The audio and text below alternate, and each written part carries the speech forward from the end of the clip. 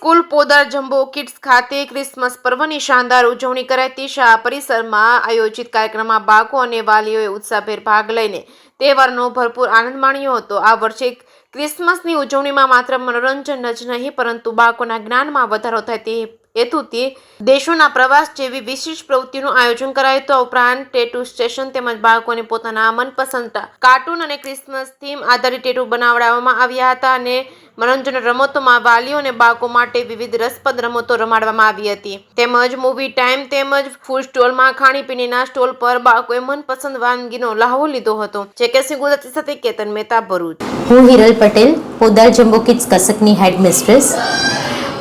જેમ કે આપણા બધાને જ ખબર છે કે દર 25 ડિસેમ્બરે ક્રિસમસ મહોત્સવ ઉજવવામાં આવે છે। એ વિશ્વમાં બધે જ ઉજવવામાં આવે છે।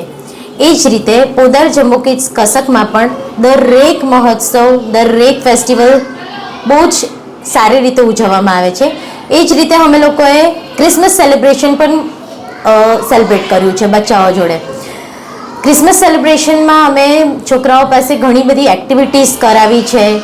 ટ્રેમ્પોલિનમાં એમને બહુ મજા આવી છે અને એ લોકો પેરેન્ટ્સ જોડે આવ્યા હતા।